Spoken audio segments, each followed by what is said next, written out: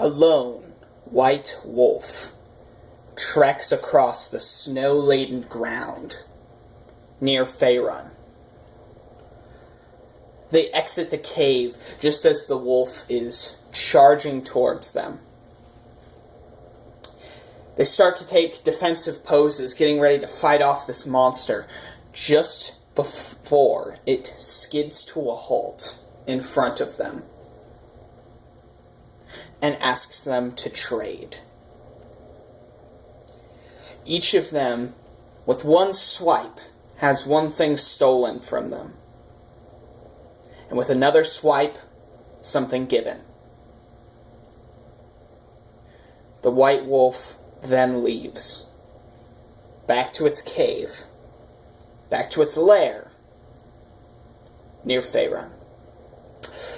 Hello, this is the Fanged Blade, and that is where we left off last time, or rather, that is what happened right after what happened last time. This is the first part. They are stolen, they have things stolen from them by this white wolf. The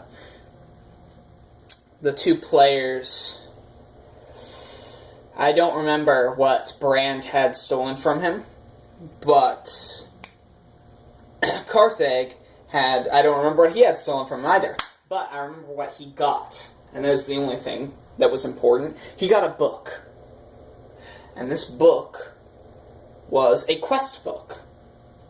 When he did certain things, he would get something, although he didn't know what it was. And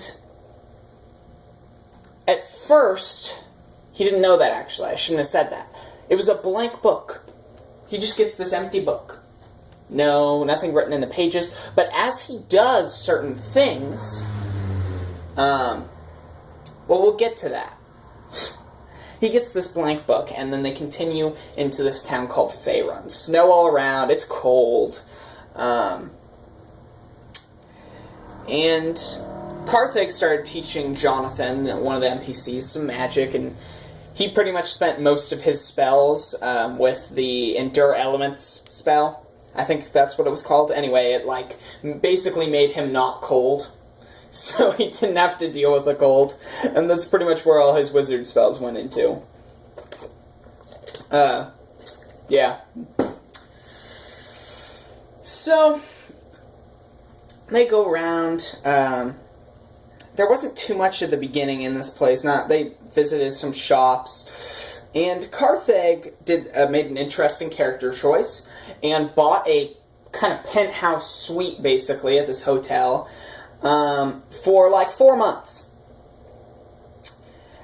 And this was very odd to me because, I mean, let's just think about this, right? They got to go find these keys. They have to, search around. They have to find this place. Yeah, they have to find a way to, get all these keys, whatever. And I basically told them out of character that they were going to be staying in the town for a little while. There was an avalanche that was covering a way out. They were kind of stuck, but not really stuck, and not for very long. But no, he bought it out for like 3 months. He spent hundreds and hundreds of gold pieces to do this. And he slept, in this nice house. He hosted some parties. He really became a little bit influential, actually, in this area. And this is where the second just kind of mush pot of events happens. The timeline's screwed again. And I don't remember all the order of this stuff, but let's go through some of it. And let's just, whatever. One of the things that happened pretty early on is they meet a chronomancer. Now, if you don't know what a chronomancer is, it's basically a time mage, He can go back in time, he can go forward in time. Very, very dangerous because, the chronomancer can just go back to when you're a baby and slit your throat. Now, he wasn't that powerful at all. He could do some time stuff, but he couldn't just go back to when they were a baby, by any means. But his job wasn't even to kill them, necessarily. It was more to just stall them in this town. And one thing he did, charged with the power of Mao, though they didn't know this, is he opened this portal to prehistoric Taurus, and guess what walks out but a T-Rex? And so they're just, strolling along one day, da-da-da-da-da-da-da-da-do. And then, suddenly, some old dude, who they had met before briefly, walks up, opens a portal, and there's a T-Rex. Now, why did I do this? Well, a couple of reasons. Number one, Mal wanted to stall them with something weird. He pretty much just chose, hey, there's a Chronomancer. Why don't I do something time magic? Because I wanted to stall them. Out of character, they were supposed to get stalled. Mal was trying to stall them. Fine. But further out of character, I really wanted them to fight a T-Rex. And I justified it. And that's how that happened, I could have done a lot of things. I wanted to stall them in a weird way. I decided that Mal wanted, something time magic-y, and the T-Rex was born. That's how that happened. And so the town lost some people that day, and they fought a T-Rex. Another thing that happened, and that was the big Chronomancer thing. Chronomancer didn't really come back very much, except for just a few little things to mess with him. Another big thing is they went to this cave for some reason or another. They went back to the Faerun caves to get a key. And they found a spider eater, I believe is what they're called.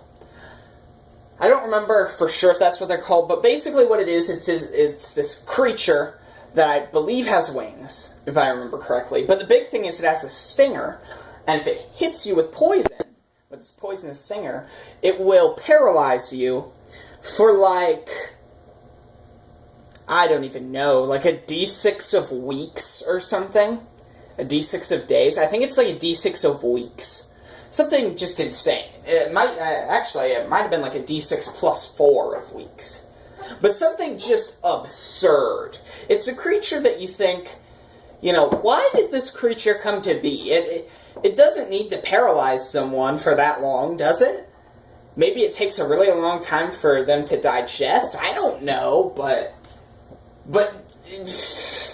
whatever. It's D&D. It does that. It paralyzes them for, I think it was a D6 plus 4 of weeks. And it hits Rydia. She fails her fort save. Okay, we're stuck in Faerun for a D6 of weeks. A D6 plus 4 weeks. 6 weeks, I think it was. Something like that. Well, suddenly, Carthage didn't feel so stupid. But that's beside the point. Another way for Mal to stall them. What they come to find out is the Faerun caves are this huge expanse of random pathways and caves that lead everywhere on the planet. And yes, I do mean just about everywhere. Come to find out, the Faerun caves, a long time ago, most of the races of the world, the world was ruled mainly by Fae, before most of recorded history. And the races got together, they had to fight off the Fae, they were, enchanting people, using them for their own games, although most of them were actually good. They kind of just said, all Fae are evil, let's go run them out of the world. And they went and they pinned them in this place to kill them all, in this little canyon, valley, whatever, that Faerun sits in. And they created these caves so that they could disperse anywhere they wanted. It's basically this long cavern of portals, although it doesn't feel like a portal. It feels like you just walked. There's nothing that feels wrong about them until you pop out on the other side of the planet. Weird creatures are in here, this is in Faerun, and in anywhere by one of these caves, all of a sudden, anything can pop out. All of a sudden, a pit fiend can walk out, because why not? There's a portal to hell, there's a portal to different planes, they think. I hadn't even decided. I still haven't decided. I won't decide that until I need to be honest. I want to keep that open. Is it just on this plane? Is it everywhere? I don't know. But Faerun Caves was my tool to get them all over the planet, because they needed to get all over the planet. The only problem is navigating them, because it looks so similar. So you need someone who is good at that, which is hard to find. Eventually, after Rydia, they did a few other small things. Eventually, after Rydia was freed from her parallelization, I think I'm saying that right, they went through the Faerun Caves and went to this town that was being attacked by goblins on a regular basis. And they found out that these ogres, specifically this ogre called something the Corruptor, don't remember his name, but I stole that right out of the Provokers. I stole the name. But he was something the Corruptor. No. Is that his name? Now I can't remember if that's where I stole it from. Anyway, something. I stole it from somewhere. Now I can't remember. But something the Corruptor. Somebody, whatever. He was an ogre. And he wore this helm that would basically let him control the goblins, or, in so many words, you know, they thought of him as like a god. And so, they had to go kill him, basically. Eventually they duel the ogre, and the goblins don't actually attack. They kind of say, like, oh, somebody's dueling, you know, the god will take care of this. And then he loses, and they have this helm, basically. And, you know, now they control the goblins. And Carthage, the one who killed him, with his bastard sword, you know, I mean, not bastard sword, falchion, the wizard who uses the falchion killed the ogre, surprisingly, with the falchion. And he basically said, you know, I'm taking this helmet, like, better yourselves, don't be so terrible, and then took off. Now, all these things show up in his white book, his blank book. You know, kill this the Corruptor, kill the T-Rex, do this, do C, do 9, you know. And finally, there's one unmarked thing in the book. Kill the white wolf. So, he says, okay, I'm going to go kill the white wolf. You know, this book told me to, basically. Let's go, guys. And, oh, I forgot. White wolf had one emerald eye. Like a literal gem for an eye. Just a side note. Not super important. So, yeah. They go to his lair. They, I don't even remember what was in there. There was a pack of wolves that they, I think, like, bombed, basically, with alchemist fire. Something like that. They blew them all to smithereens. Somehow or another. Yeah, they took out a couple packs of wolves, fought some kobold that were trying to ambush them, basically, but they were pitiful. You know, there was a trap here or there. It wasn't super interesting until they get to the boss fight. The boss fight was decently hard. There was a winter wolf with an emerald eye, and 2 ice methods. And, oh, I love methods in 3.5, because they have this nifty little ability where they do their breath weapon. And the breath weapon's not that scary. You know, it's not super dangerous or anything in damage. But if it hits you, you take like a -2 or a -4 or something on attack rolls, AC, another thing, I think. You just take like a -2 to all the important stuff. And, oh, it's amazing. They just breath weapon everybody, and half the party has -2 or 4 to everything, and takes a little bit of damage on top of that. And plus there's this icy mist going around, which, like, increases the ice damage on all the attacks. Oh, it was lovely. They hated me. I loved it. They killed the ice methods. Again, I don't really remember how this battle turned out, because it's been so long, I kind of just gloss over the battles. When I get into the newer stuff, when I get into, like, if I talk about the campaigns that are going on now, I can tell you in-depth stuff with the battles, but the battles... I don't remember the battles, really. I'm pretty sure Carthage pretty much killed all the bosses. I think he killed the Winter Wolf as well, with the Falchion. I think he killed 2 of the Ice Methods, too. I think he targeted the Ice Methods, and everybody else went for the Winter Wolf. And I think he killed, like, everything in that fight. He at least killed most of it. But, yeah, and then... Oh, shoot. I forgot about something super important. Rewind. They're in Faerun. Rewind a lot. They're in Faerun. I'm sorry. This is huge. My fault. They're in Faerun. And they meet these elves that come through. And Carthage ends up dueling with one of the elves, whatever. He insults their king or something. But he ends up actually getting recruited for the king because he sees his prowess, and even though he hates Carthage, he needs it to go find his white dragon. His baby white dragon that they were transporting.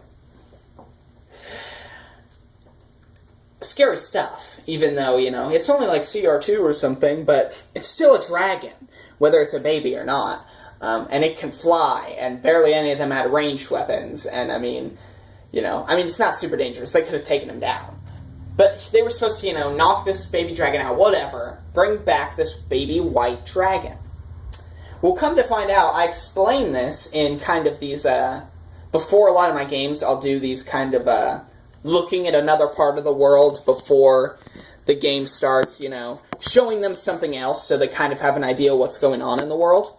And one thing I showed them, I think after all this happened, is the White Wolf killed some of these people and rescued this white dragon who was in a cage. Well, suddenly, there's a white dragon because they travel past his main lair thing and they find a small dragon's horde and a baby white dragon. Now, they are all at like 1 to 10 hit points. A baby white dragon's breath weapon does a d6. And they make an intelligence check and they know this. So they know this baby white dragon breathes on them and half the party goes down. So even though it's a baby, they're all like, I don't want to mess with this thing. I don't want to mess with this thing at all. It introduces itself as, I think its name was Sasha, and she was a princess dragon who was captured by the king that they were talking about, a half-red dragon in disguise. And there's a big war. They find out about this big war going on this totally, like, other side of the world. There's a big war going on between red dragons and white dragons. And, she asks them to tell the king and everybody that she's dead, and whatever. And eventually, Carthage makes a deal with the baby white dragon to give her the crown that controls the goblins, in exchange for some money. And a little bit of money down the road, I think. I think they got a loan. Like, 20 years later, bring us each 100 gold pieces. Or something dumb like that. And she accepts, and she takes the crown that controls an army of goblins. Because why not give a white dragon some minions, you know? So dumb. One day, and I'll be honest, you know, you guys can know this, you guys are the viewers, you guys, the players will watch this, but this is no secret. One day, you guys are going to fight a white dragon with an army of goblins. Because, you know, instead of just fighting a white dragon, you gave her goblins. And not only that, but the white dragon's going to have trained the goblins. So you better watch out, dumb players. Yeah, I like to verbally abuse my players a lot. So, and they actually they sleep the night with the white dragon in her lair. And they go and they talk to the king, and they're dumb, and they fight the king, and they just about lose, and then Carthage goes and begs on his hands and knees for his friends' lives and his life, and, you know, applies to the pride of the half-dragon, and they still even get a small reward. Although it's like 1/10 of what they would have got. But they do actually get a small reward just from, like, building this dragon up and some high charisma checks. And the dragon was generous, too. The half-dragon. They were able to get a small reward. Even though they were dumb. I should have just killed them. But I didn't. I'm too nice sometimes. I want to just kill people, but I'm too nice sometimes. But I'll start on the last thing. They're outside of town one day. All this is gone. The elves leave, and their half-dragon friend. And they're outside. They're hanging out. Oh, yeah, one important thing. I'll get to... Yeah, I'll do this, and then next time I'll talk about that. Yeah. Sorry, my stuff's always sporadic. You guys already know that. Brand and Carthage have a duel. And this was the best thing ever. Because they have a duel. The wizard and the fighter have a duel. And the wizard conjures up a hellhound. And for the whole fight, which lasted 3 rounds, the hellhound didn't hit, Brand didn't hit, and Carthage didn't hit anyone. And that's all the magic Carthage did. And they're fighting, and then Carthage crits Brand. And Carthage crits Brand. The weapon had a holy burst and some other things. So Carthage crits Brand for, I think it was, like 4d4 plus a d10 plus 1 plus like a d6 on top of that. It was a whole bunch of dice. He rolls. It's more than half of Brand's health. Brand rolls a fort save. He fails. He falls unconscious. He got 1 hit by the wizard. Because the wizard invested in a merciful weapon, actually. That's where the d6 came from. So he didn't have to take a neg to doing non-lethal, and it was that extra d6. And Brand's out like a light, and Carthage never let Brand forget about that. And that's where we're going to end this. And then I'll talk about... We might only have 1 or 2 more parts to go. We're about to get to the Blackened Heart Betrayal and why it's called that. I will talk to you guys later. I am super pumped getting past all these mistakes. And I'm almost done with this painful, painful series. I thank you guys for watching. Thank you guys for subscribing. I'm up to like 4 subscribers now or something. I'm excited, even though it's such a low number. I'm still excited about it, so just keep tuning in. I enjoy making these videos, and I hope you enjoy watching them. Talk to you guys later. Bye.